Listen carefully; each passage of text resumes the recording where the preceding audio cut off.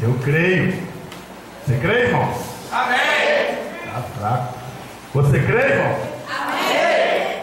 Eu creio. Deus é poderoso para fazer em nós, amados, mudança, transformação.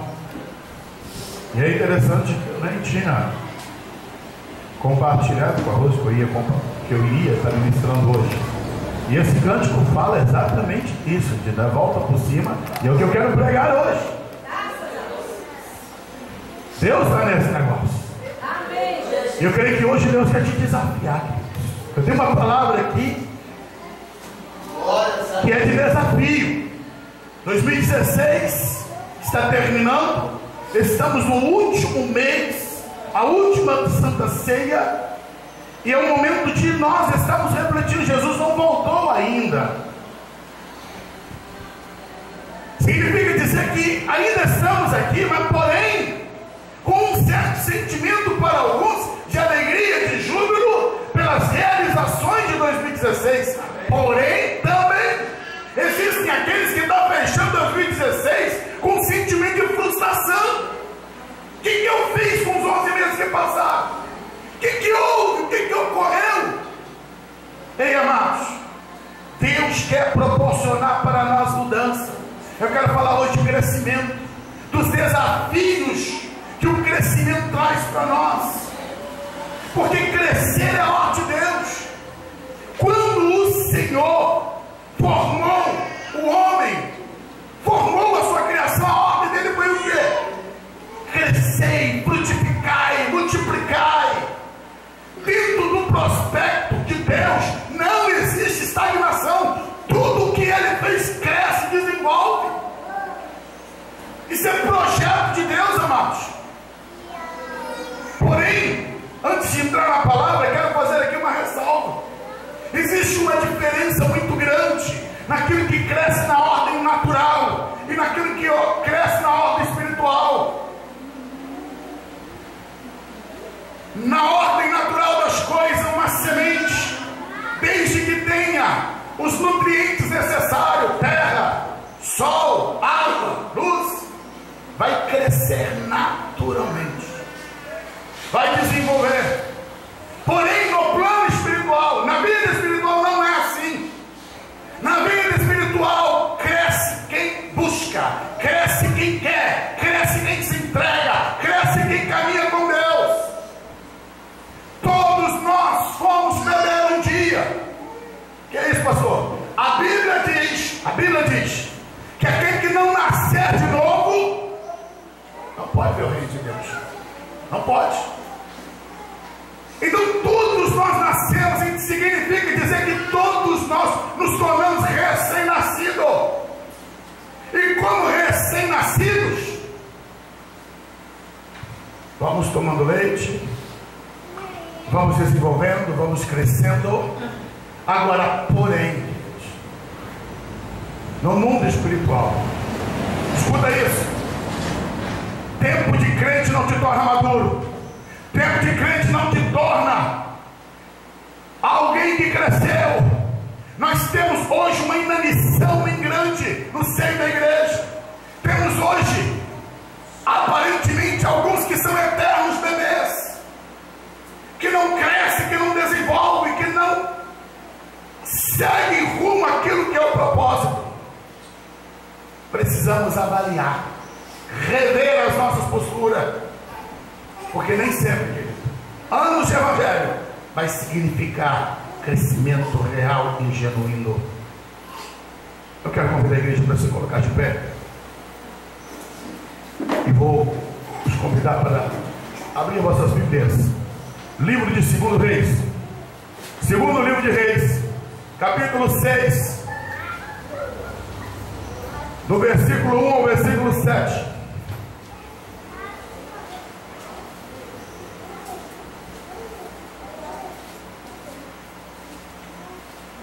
Amém, irmãos? Então vamos fazer o seguinte: vamos ler todos simultaneamente, né? Um leia um versículo, o outro leia o outro, até o versículo 7. Quem for ler, leia alto, pausadamente, para que nós possamos compreender. Disseram os filhos dos profetas a Eliseu: O lugar em que nos encontramos contigo é estreito demais para nós. Vamos, pois, até o Jordão, cada um lá com sua vida, façamos ali um lugar para habitar, e de se erguer. Disse o servo, tu ireis com os teus servos, isso eu irei. E foi com eles. Pode continuar. E foi com eles, e chegando eles ao Jordão, cortaram madeira. Sucedeu, deu em mano, um deles, um viga, o ferro caiu na água, clamou e disse, aí, meu Senhor, porque era intestado. Perguntou o homem de Deus, onde caiu? E ele lhe mostrou o lugar. Então Eliseu cortou um pau e lançou ali, fez flutuar o ferro. E disse, levanta. Então ele estendeu a sua mão e o tomou. Amém. Podeis assentar-vos. Esse texto que escolhi para ministrar nesta manhã, ele fala de crescimento, mas também apresenta os embaraços e empecilhos na caminhada do crescimento.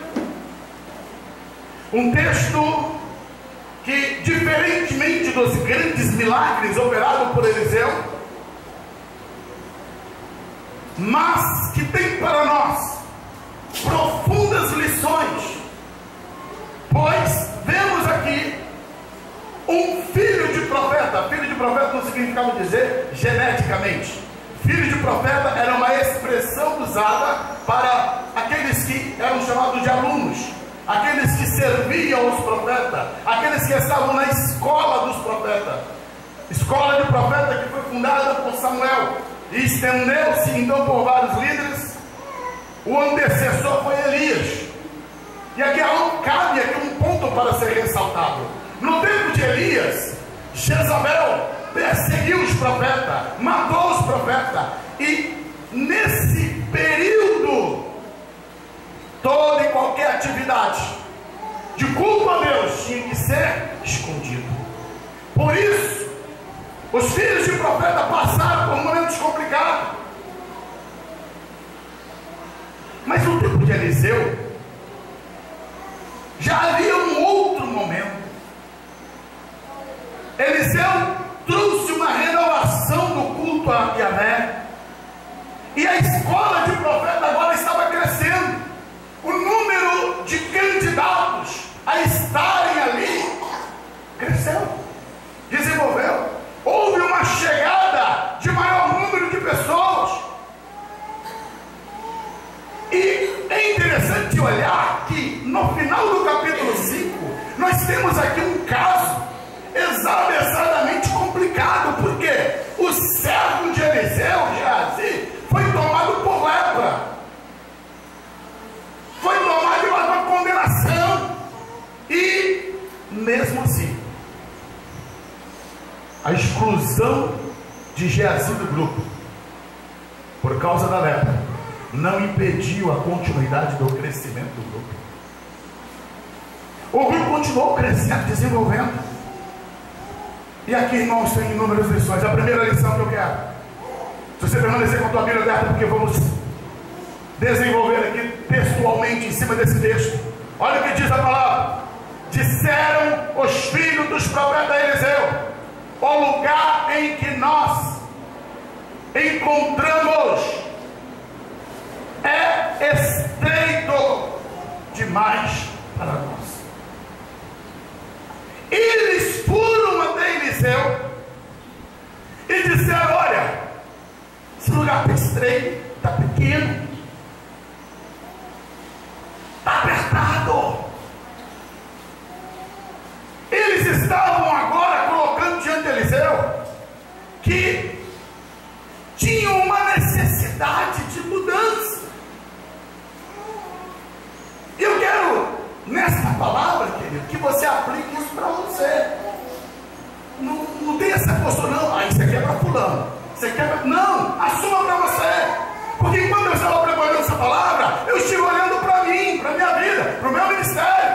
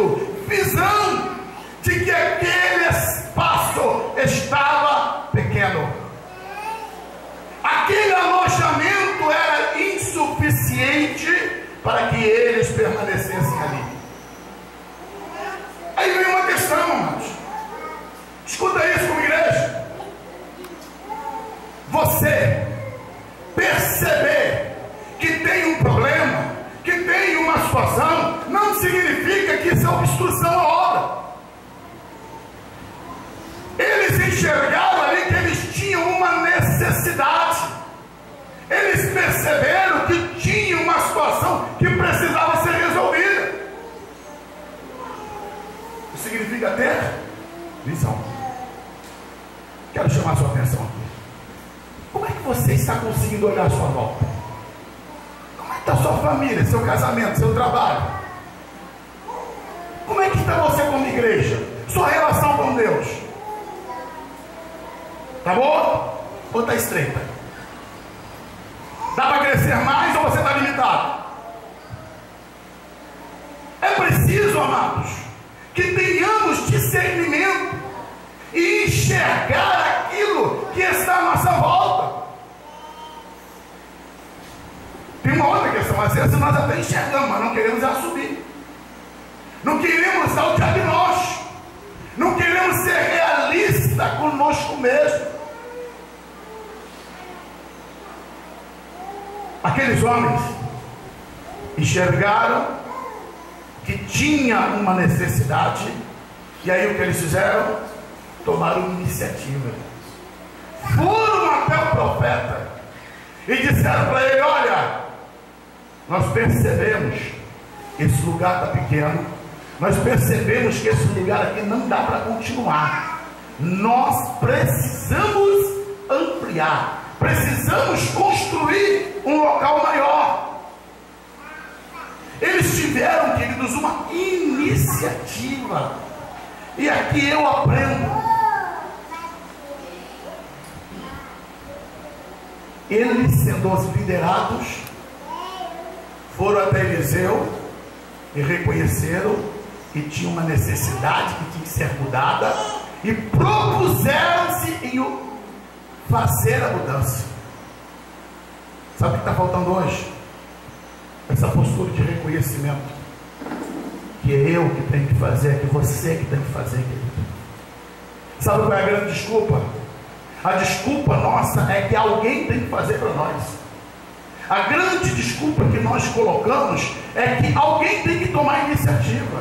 Eu, enquanto estava olhando para esse texto, estudando ele, e eu percebi aqui que, sendo a iniciativa tomada por eles e não por Eliseu, isso nos aponta, amados, que em vários momentos na nossa vida a coisa fica sem ser resolvida é por falta própria de decisão nossa, porque queremos que outras pessoas decidam, façam, realizem por nós.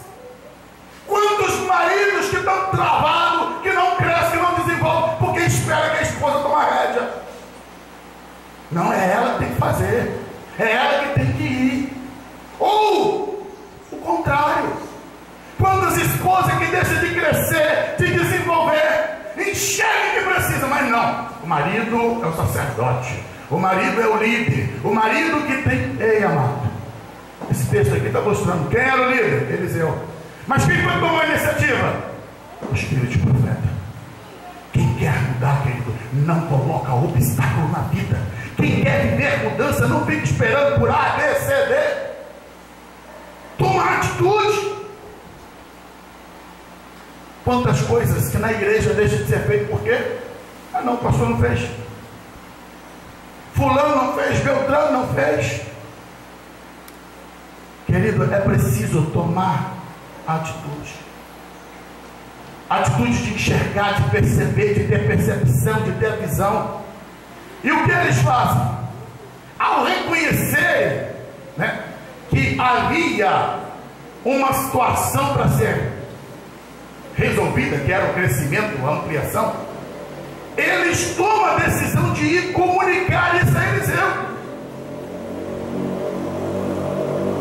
Eles vão até o homem de Deus para repartir com ele. E aí entra a questão, amados, o conselho, a submissão. Porque por um lado precisamos tomar atitude, mas por outro lado jamais podemos caminhar sem a submissão. Eles entenderam que precisavam fazer, mas o que fizeram? Foram até Eliseu comunicar: olha, Eliseu, está assim, assim e assim, queremos fazer, autoriza? Eliseu disse: pode ir, autorizado. Bem, amado, por que você coloca tanta desculpa no teu crescimento? embaraça a sua vida espiritual e diz: eu estou estreito por causa de A, de B, de C, você precisa ir até Jesus.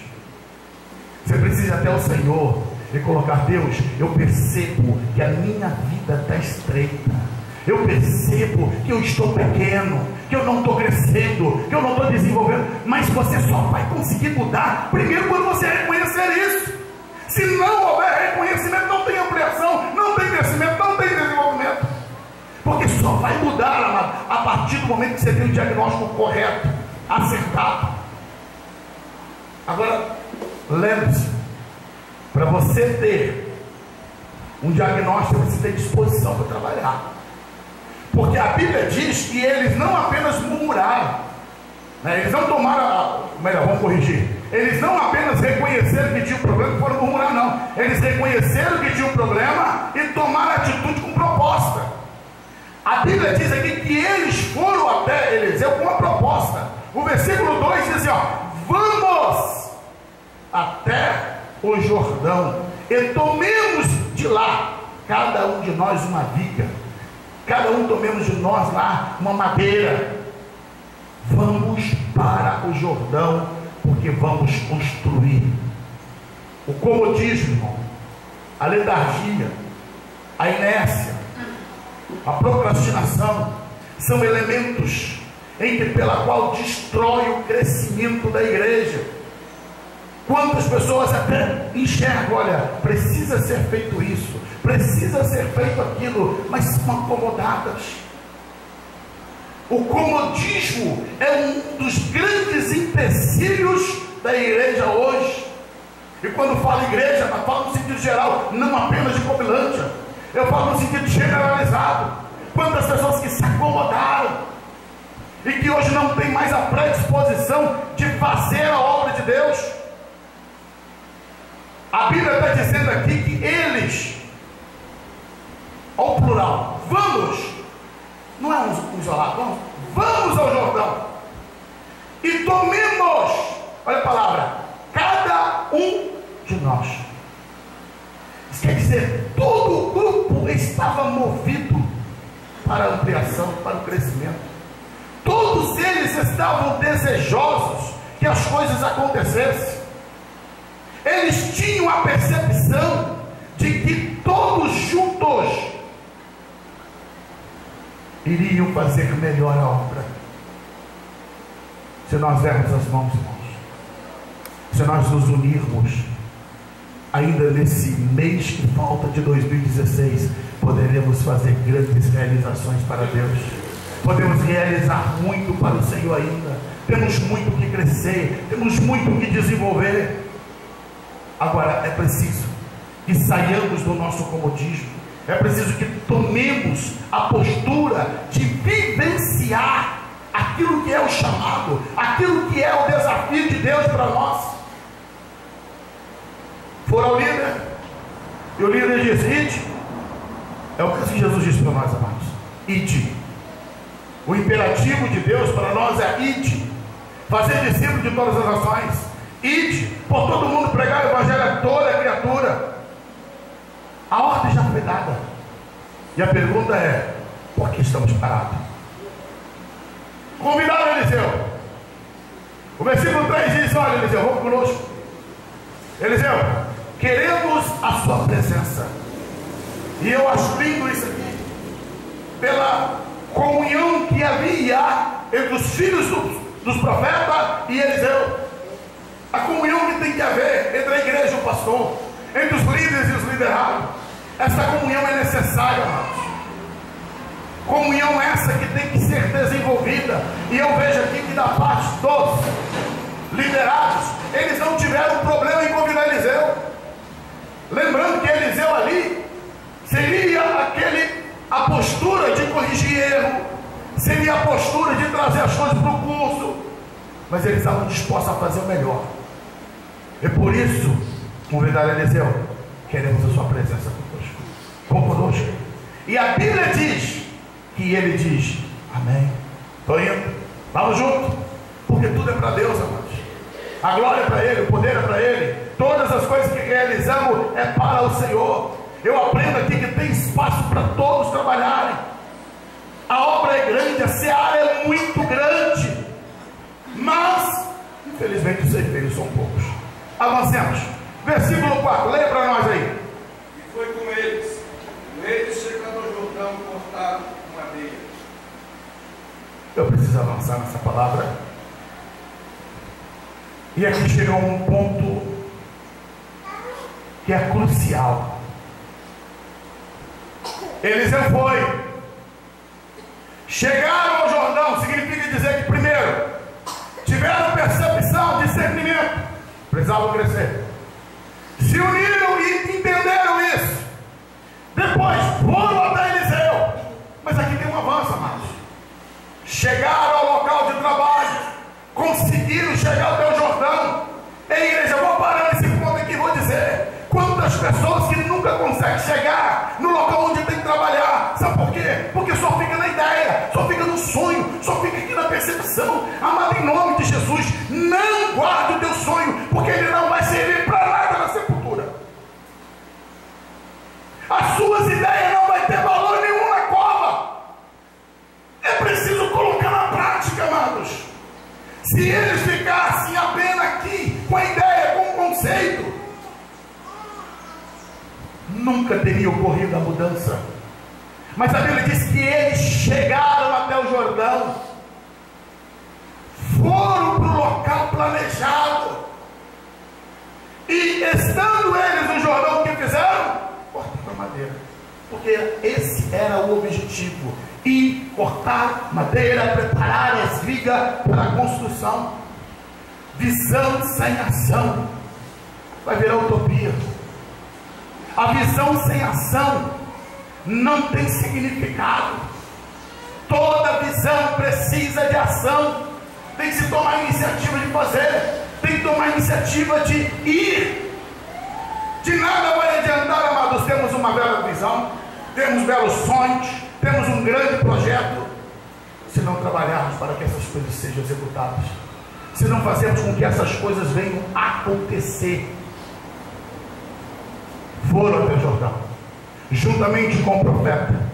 Cada um deles estavam empenhados, porque obra de Deus não se faz sozinho. Não existe super-homem, não existe nenhum homem, nenhuma mulher que são dotados de todos os 12 ministérios. Deus não deu e não dá. Pastor? Sim. Porque Deus não criou ninguém autossuficiente, amados. Eu preciso de vocês como vocês precisam de mim. Você precisa do teu irmão que está ao teu lado. Nós precisamos um do outro, e por isso formamos um corpo. O trabalho da obra de Deus é desenvolvido pela cooperação mútua de cada um. Eu não posso isolar nenhum dos departamentos da igreja. Ah, não. Ministério de louvor, o departamento dos homens, o departamento das mulheres, os jovens, ou as crianças, ou os obreiros. Não, amados. O funcionamento da obra de Deus é a somatória de todos eles juntos. É todos eles entrelaçados. É todos eles trabalhando para o mesmo propósito, para a glória de Deus. E é isso que nós precisamos nos despertar. É você cooperando com o teu irmão cooperando contigo. E assim vamos avançar rumo ao alvo de Deus. Chegaram, começaram a obra. As madeiras começaram a serem cortadas, árvores estavam sendo derrubadas. E como? Através de ferramentas. Aí entra um ponto aqui. Não seria possível eles irem para lá cortar madeira no braço. Eles precisaram de machado. Conseguiram alguns, estavam lá trabalhando, e a Bíblia diz aqui que teve um dos filhos dos profetas que ele tomou um machado emprestado. E olha aqui, eu fiquei olhando para esse, pensando sobre esse jovem, e tiro aqui uma lição, amados. que esse jovem teria todos os motivos para dizer: olha, gente, ó, amém, o projeto é bom, é ótimo, é fantástico, é isso mesmo, estou com vocês, estou junto, mas não tem como trabalhar. Eu não tenho machado. Não tenho machado. Então, infelizmente, gostaria muito de ajudar, mas eu não posso. Porém, amados, não é essa a atitude dele. Eu não tenho, mas eu quero. E por isso eu vou tomar emprestado, mas eu não vou deixar de trabalhar. Querido, nós precisamos de parar de colocar desculpa para não realizar a obra de Deus.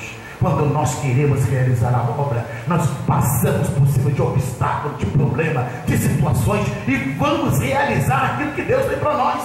Quantas vezes eu fico ouvindo: olha, pastor, eu não posso realizar a obra porque eu não sei fazer isso, eu não sei fazer aquilo outro, eu não tenho dom disso, eu não tenho dom daquilo. Esse rapaz não tinha machado, mas estava trabalhando. E lembrando, irmãos, ninguém, escuta essa, ninguém é portador de dom, de ministério, de talento com uso próprio, potencialmente, propriamente seu. A Bíblia diz: todo dom perfeito é vindo do alto. Os dons, ministério, talento, tudo isso são dádivas que Deus te deu. E usando o contexto que estamos falando, está tudo emprestado. Emprestado, pastor? Sim, porque eu disse que eu tenho que dar conta de tudo isso. Tudo pertence ao Senhor. As ferramentas que nós utilizamos hoje não são nossas porque não compramos, porque como poderíamos comprar? Foi-nos emprestada, foi-nos doada. Pastor, mas como você vai dizer que foi-nos emprestada? Presta atenção. Só funciona enquanto você está diante de Deus em compromisso com Ele. O dia que você perde a aliança, o dia que você quebra o seu compromisso com o Senhor, essas ferramentas não têm mais valor na tua vida. São emprestadas por Deus para nós. E aquele homem ali, ele tomou o emprestado para realizar a obra.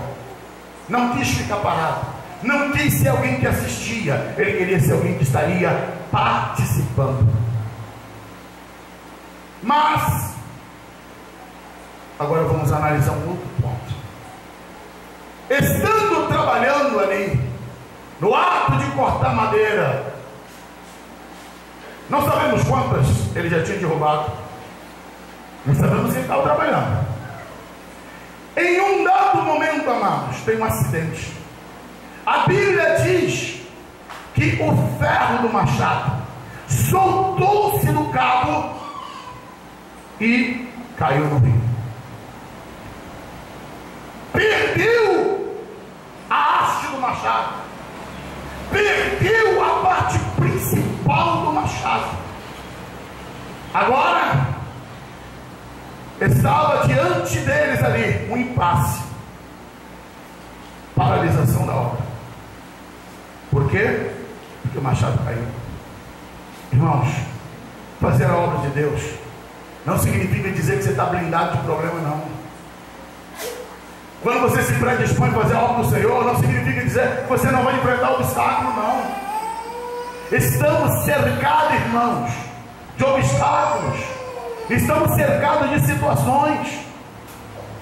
Temos diante de nós inúmeros desafios, problemas que surgem na caminhada, que nós precisamos aprender a lidar com eles.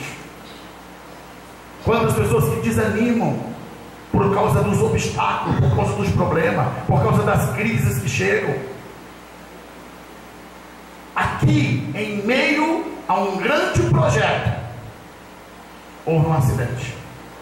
Mas aqui tem outras coisas que precisamos aprender. Por que o machado caiu? Essa é a minha pergunta. Por que esse machado caiu? Um homem que tomou emprestado, que queria trabalhar, que queria fazer, que queria ajudar, que queria cooperar, mas... Epa! O que somos nós?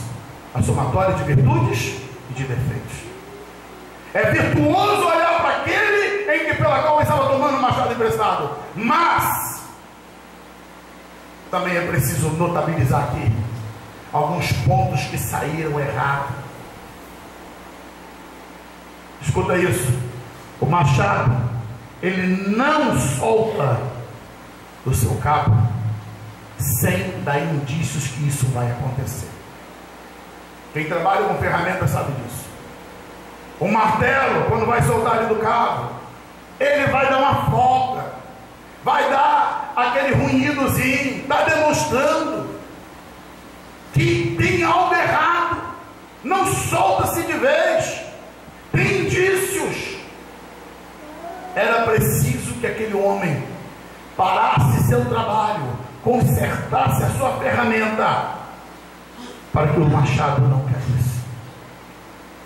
Mas o empenho de fazer, de estar ali atuando, a disposição às vezes até de mostrar serviço, não levou ele a notabilizar que tinha um risco muito grande. E aí tem a ver conosco, irmãos. Você que ama a obra de Deus, você quer fazer a obra de Deus, você quer ir para o céu, escuta isso.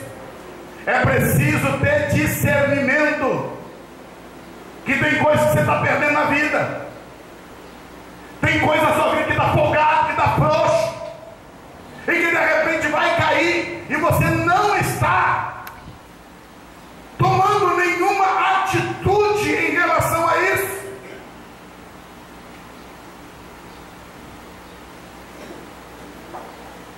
Esse texto aqui, irmãos, traz para nós uma reflexão do que eu quero para falar de crescimento e desenvolvimento, mas também traz uma palavra de advertência muito séria, porque nós temos aqui, graças a Deus, um princípio de restauração que foi estabelecido, mas do ponto de vista humano, o que aquele jovem perdeu, ele nunca mais poderia recuperar. Porque quando aquele machado caiu, foi lá para o fundo do rio. Ele não teria nunca acesso a chegar até lá e recuperar. Eu digo, quantos que não observaram as brechas da vida, as folgas que estavam colocando eles em risco de cair, só que não caíram no fundo do rio, queridos. Tem muitos que já caíram lá no fundo do inferno, para nunca mais saírem de lá. É preciso que nós tenhamos a reflexão. Há indícios, amados, que apontam que algo está errado. Deus insistentemente fala conosco. Há ruídos que são audíveis, mas nós às vezes estamos ignorando. Aquele jovem ignorou os indícios, ignorou as possibilidades. É preciso ter coragem e ousadia a parar e fazer aquilo que nós chamamos de prevenção. Igreja do Senhor, escuta isso. Deus tem poder de restaurar qualquer pecado? Tem. Mas é muito mais fácil trabalharmos com a prevenção do que com a restauração. Seria muito mais simples para aquele jovem ter parado, consertado o machado e voltado a trabalhar. Só que parar, reconhecer que tem algo errado, significa trazer olhares, significa que todo mundo vai focar em você. Por que tu parou? Não estava fazendo? O que houve? Só que eu tenho sempre uma palavra e tenho repetido, amados. Enquanto muitos ficam se importando com o que A ou B vai dizer, o que vão falar de mim, o que vão dizer se eu te reconhecer que tem uma folga na minha vida. Enquanto muitas pessoas estão preocupadas com o que outros vão dizer, elas estão perdendo a salvação delas. Estão assumindo um risco desnecessário por não querer admitir, por não querer aceitar que tem algo que precisa ser corrigido. São inúmeras quedas, irmãos. que poderiam ter sido evitados. Inúmeros casamentos poderiam ter sido restaurados se houvesse humildade de reconhecimento. Tem um problema aqui, tem uma folga, buscar ajuda antes. Quantos ministérios que teriam sido poupados? Quantas vidas espirituais que não teria ido para o buraco, para a lama, se tivesse ouvido as advertências e indícios? Ninguém precisa pecar para ser experiente. Ninguém precisa passar pelas mazelas da vida para dizer que teve experiência. Não, amado. Deus não quer que você caia. Deus não quer que você vá para fundo do rio. Deus não quer você no fundo do poço. Deus quer você na santidade, na pureza, vivendo o melhor dele, experimentando o melhor dele. Há um engodo, um engano do diabo. Era isso que estava lá, incrustado na igreja de Roma, quando falaram com Paulo lá, Paulo, se a graça é manifestada sobre o pecado, então pecaremos muito mais para que a graça abunde. Paulo disse: olha, de maneira nenhuma, vós que já estáis libertos do pecado, não vos apresenteis mais ao pecado. Onde abundou o pecado, superabundou a graça. Mas isso não nos dá liberdade para viver mais o pecado, não nos lançarmos mais ao pecado. Escuta, esse jovem demorou a tomar providência. É por isso que o machado dele caiu. Se você demorar a tomar providência na tua vida, aí você pode ter quedas, você pode ter desastres, você pode ter consideráveis perdas, porque você não quis ainda tomar a medida dentro do tempo. Quantas pessoas que tentam ficar testando, é o elemento borrachinha, né? Que ele vai testando, vamos ver meu limite, vou ver meu limite. Para que brincar com a vida? Para que brincar com o seu momento espiritual? Não espere as coisas acontecerem para tomar providência. Quantos que estão ali, ó, no limite do pecado, no limite da tentação, às vezes flertando com ela, e o diabo doido dizendo: vai cair, e Deus dizendo: sai daí, meu filho, sai daí, minha filha. O Espírito Santo dizendo para você: para que viver no limite? Para que viver em meio ao risco desnecessário? Sansão viveu esse risco, assumiu o risco. As folgas da vida de Sansão cada vez foi se tornando mais intensa, até que o machado dele caiu e ele teve os seus olhos vazados, foi escravizado, humilhado, e só não morreu lá no tempo de Dagom, porque Deus teve misericórdia dele ainda, e ele teve a oportunidade de se arrepender. Mas muitos não têm essa oportunidade. Muitos não têm a oportunidade de trazer de volta o machado perdido. Por isso, amados, é preciso tomar uma postura de prevenção. Avalie hoje seu coração, avalie seu interior. O Espírito Santo, ele nos fala, nos conduz. Qual é a folga do seu casamento? Qual é a folga na sua vida espiritual? Qual é a sua folga no seu ministério? Qual é a folga que você tem na sua relação com a igreja? É hora de rever, olha para dentro de você, reavalie, pare, peça ajuda, peça socorro. Não permita que caia. Por isso sou intenso em pregar assim, amados, porque Deus não quer que ninguém caia. Mas se cair, se já caiu, o caminho chama-se restauração. Deus quer que nós vivamos o propósito dele, e o diabo quer destruir tudo aquilo que é propósito do Senhor.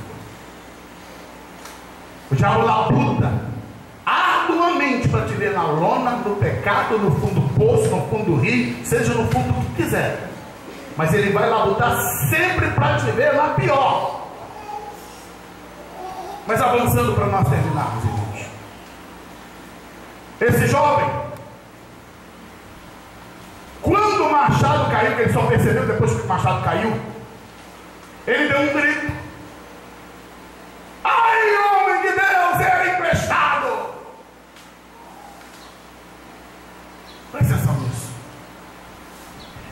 notabilizar para todos que estavam ali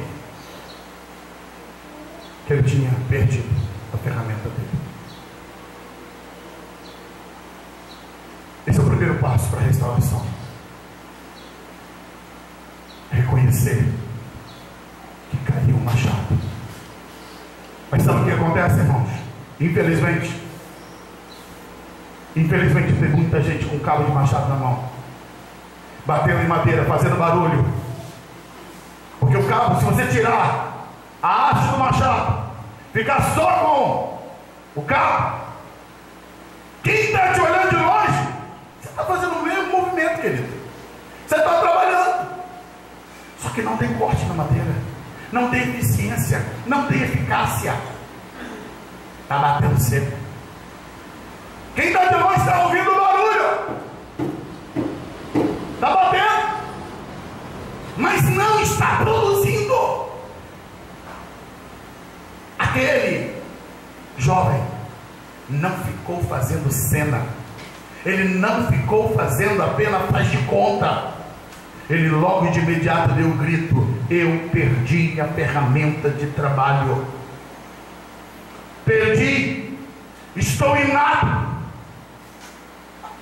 a minha ferramenta está no fundo do rio.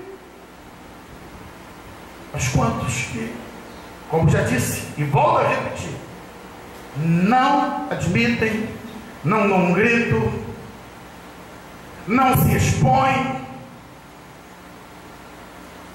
não aceita chegar diante do Eliseu de Deus e dizer: olha, infelizmente não era para ter acontecido, mas o machado caiu. Querido, não tem restauração sem confissão. E eu quero aqui ressaltar uma doutrina bíblica. A Bíblia diz que se confessarmos os nossos pecados, Ele é fiel e justo para nos perdoar todo pecado e nos purificar de toda injustiça. A Bíblia também aponta e diz: aquele que encobre as suas transgressões nunca prosperará, mas aquele que confessa e deixa alcança misericórdia. Infelizmente, essa doutrina da confissão, ela foi eliminada de muitas pessoas, porque não preciso me expor, eu não quero me envergonhar, eu não quero me humilhar. Aí, queridos, se esse jovem não tivesse se humilhado, se não tivesse reconhecido, ele não teria conseguido terminar aquele dia como alguém vitorioso. Arrependimento tem que ser trazido com confissão. Não adianta o homem pecar e achar: não, fica isso entre eu e Deus. Não, para isso Deus constituiu a igreja. Se o pecado está no âmbito pessoal daquela pessoa, ela vai resolver: ah, foi uma coisa de pensamento, não atingiu nada, ok, isso está entre você e Deus. Mas quando o pecado sai dessa linha, quando o pecado ele tem a ver com a igreja, quando o pecado tem a ver com quem está do seu lado, quando o pecado tem a ver com tua vida moral, querido, se você não trouxer isso à confissão, se você não der o seu grito, ei, você está jogando fora a oportunidade de ser restaurado. Quando aquele jovem deu o grito: olha, ei, o meu machado caiu, Eliseu não foi para ele pagar sermão. É interessante isso. Eliseu também vai ser um desgastado, relaxado. Não é para cair, já caiu, já era. A prevenção que ele deveria ter tomado. Eliseu, a pergunta dele foi: onde caiu? Onde é que caiu? E aquele jovem vai mostrar: olha, profeta, foi aqui. Em nome de Jesus, creio que você não tenha ocorrido isso. Mas se ocorreu, se alguma coisa da tua vida, se teu machado caiu, em nome de Jesus, querido, hoje o que Deus exige de você: onde caiu? Você tem que apontar, ir lá e dizer: Senhor, foi aqui que eu caí. Quando o Senhor repreendeu a igreja de Éfeso, capítulo 2, versículo 4, diz: lembra-te, portanto, de onde caíste, retorna às primeiras obras, retorna ao teu primeiro amor. Amado, você precisa reconhecer: foi aqui que eu errei, foi aqui que eu pequei, foi aqui que eu deixei meu machado cair. Porque é ali que Deus vai te restaurar. É ali que Deus vai mudar a tua vida, vai mudar a tua história. E mediante a confissão daquele jovem, ao apontar o local, a Bíblia diz que sem palavras, Eliseu foi lá e tomou um galho de madeira, cortou, foi no local apontado. Por isso que foi importante ele designar onde caiu. Eliseu não fez mágica. Eliseu fez uso do poder de Deus. E ele pegou aquele galho de madeira e lançou sobre as águas, quebrando todo o processo da lei da gravidade. Aquele elemento de ferro que estava no fundo do rio foi atraído e trazido para a margem superfície, arrancado do fundo do rio, trazido para a superfície e tornando-se visível para todos que estavam ali. E neste momento Eliseu diz: estende a mão e apaga. Aqui é uma outra lição para ser aprendida. Existem coisas que é Deus que vai fazer, existem coisas que é você que tem que fazer. Quem foi apontar o erro onde caiu foi o jovem. O ato de levantar, de erguer, de arrancar do fundo foi do Senhor. Agora, o tirar da água foi ele. Existem coisas que é você que tem que fazer. Existem coisas que competem a você. E não adianta achar que Deus vai fazer, não. Aquilo que é impossível é Deus que faz. Mas agora aquilo que está designado a você, Deus não vai fazer com você. O ato de ali tomar, apanhar, trazer de volta, isso era daquele homem, isso era dele. Agora, o ato do milagre de tirar do fundo, isso era de Deus. Eu quero encerrar dizendo para você: o seu crescimento espiritual depende de como você está trabalhando para Deus. Você tem discernimento, tem visão? Você está tomando postura de fazer? Ou você apenas senta, assiste e enxerga os problemas, mas não toma atitude, só critica? É hora de você tomar a postura: não, eu quero construir, Deus. Eu quero construir no meu ministério, eu quero construir na minha família, eu quero construir na igreja, eu quero construir na minha profissão, eu quero construir nos meus estudos, eu quero construir naqueles que estão à minha volta. Hoje Deus está te chamando para um desafio. Ah, pastor, mas o senhor não falou o processo lá daquela restauração? Sim, que ele foi um milagre. Mas sabe qual a lição que Deus te ensina para nós? Não importa quão profundo o homem esteja, já foi lançado, queridos, no meio das águas dos homens, a cruz de Cristo.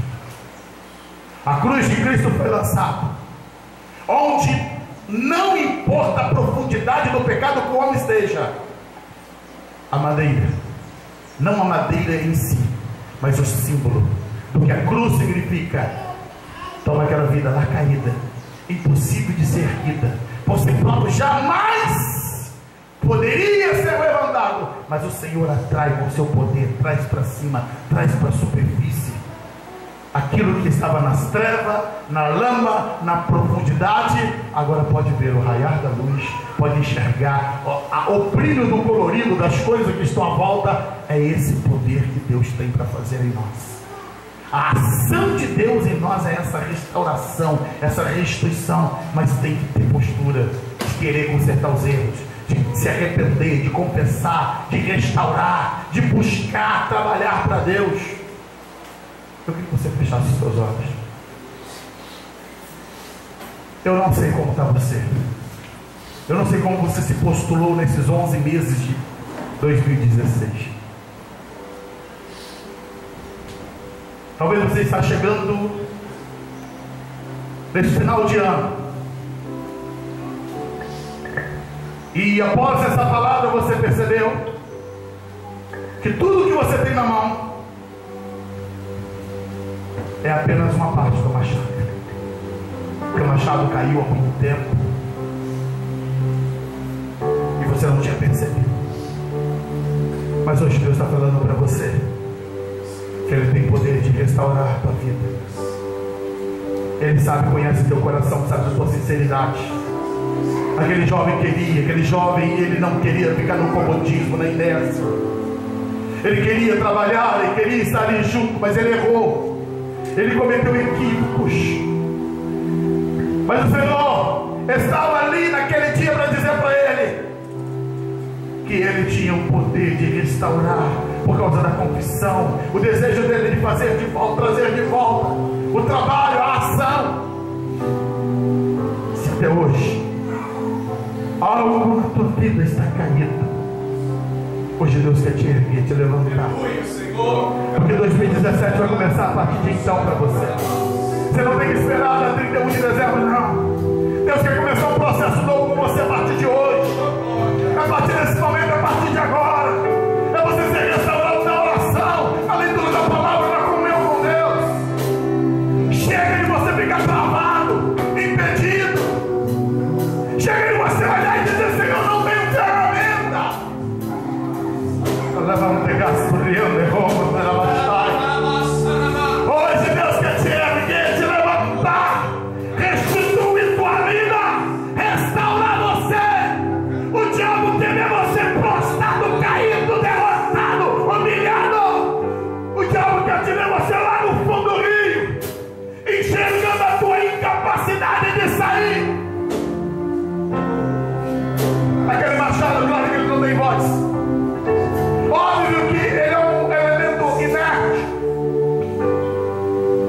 Mas se ele tivesse voz, se ele pudesse ser comparado com algumas ilhas, ele diria: nunca mais sairei daqui.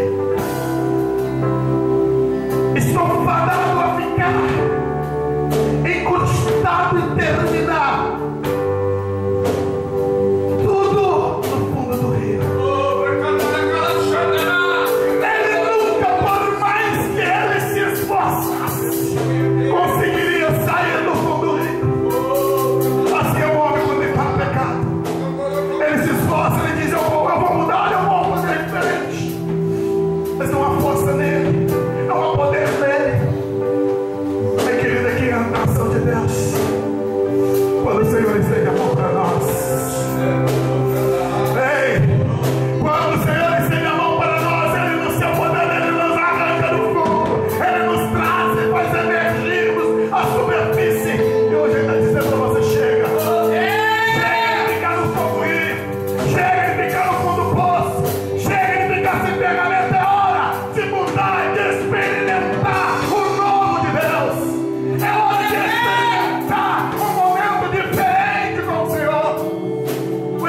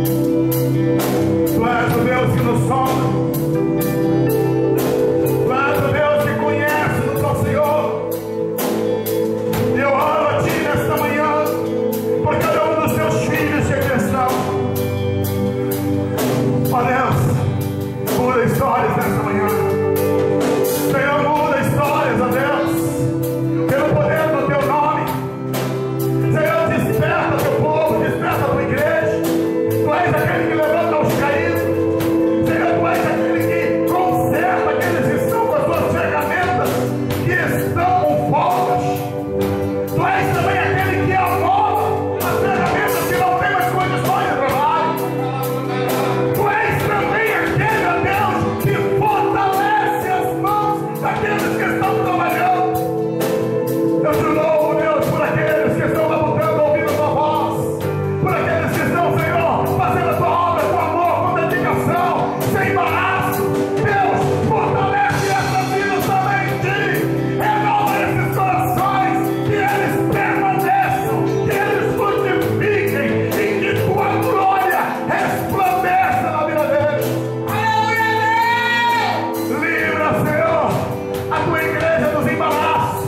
Livra, Senhor, a tua igreja, Senhor, dos empecilhos. Gera em nós maturidade, Deus.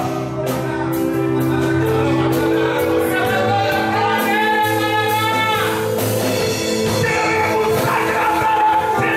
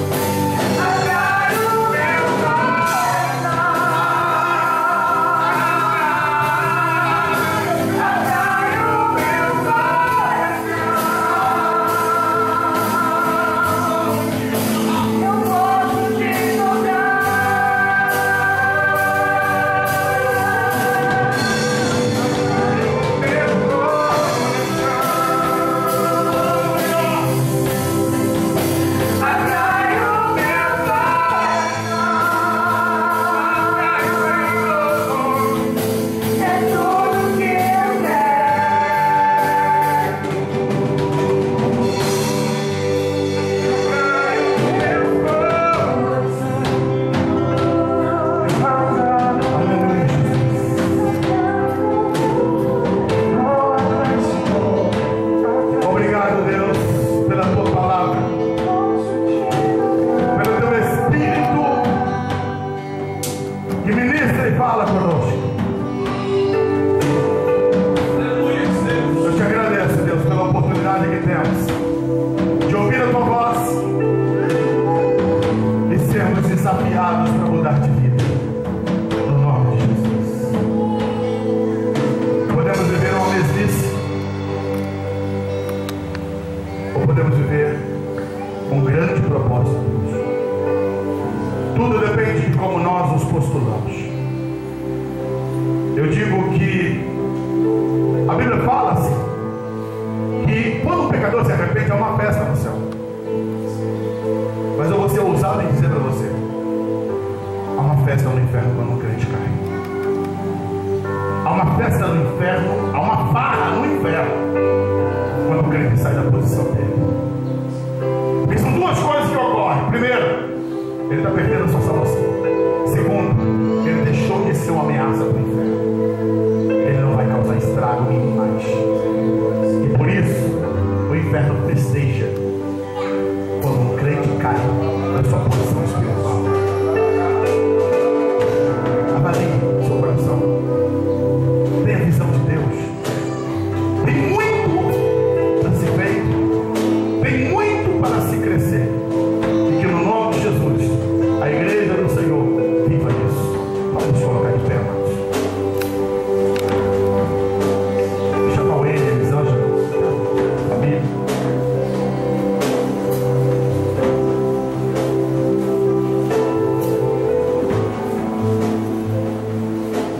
A família linda passou um tempo de férias, né? Ficou longe durante um tempo, mas eles querem retomar a comunhão, estar com a igreja. A igreja quer recebê-los novamente?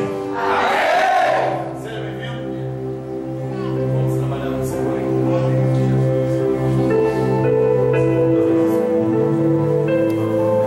Jesus. Chama os obreiros. Nós vamos estar iniciando a Santa Ceia do Senhor.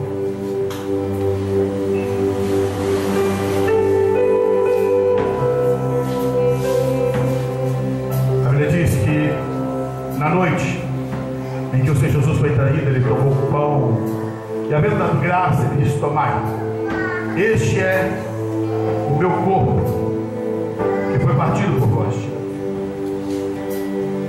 Vamos orar agora, pastor Paulo.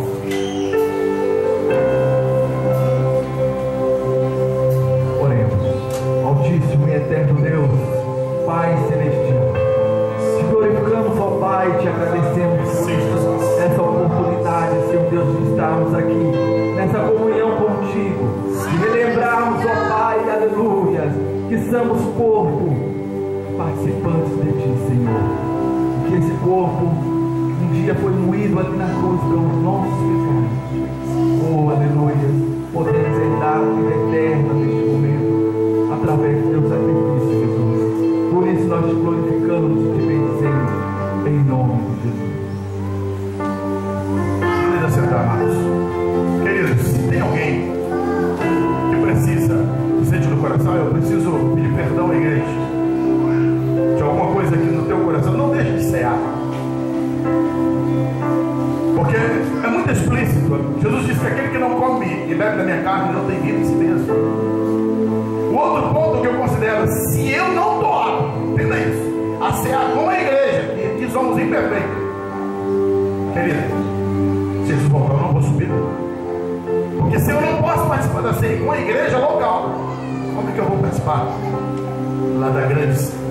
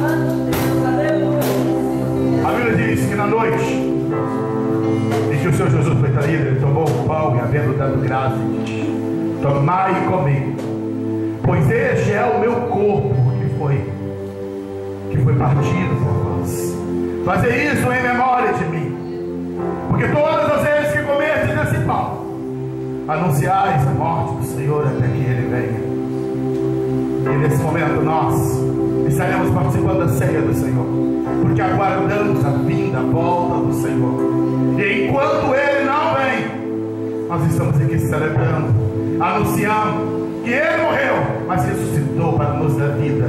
E hoje nós podemos participar da ceia, porque um dia Ele morreu por nós. Glórias a Deus. Tomai e comei, pois este é meu corpo, diz Jesus. Podeis participar, amados.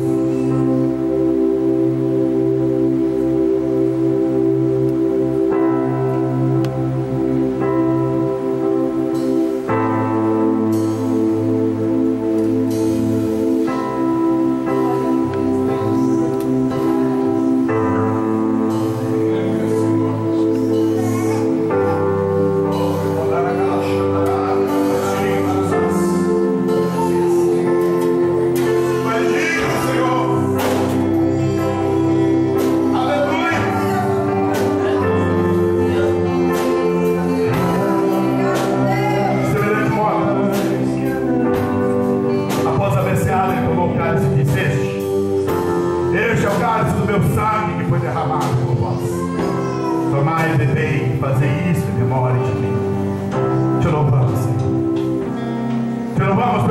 de Jesus que foi vertido ali na cruz do Calvário. Não sendo nós merecedores, sendo nós indignos, o Cordeiro de Deus foi imolado em nosso favor. Bendizemos o teu nome, meu Deus. Bendizemos o teu nome pelo sangue do Cordeiro.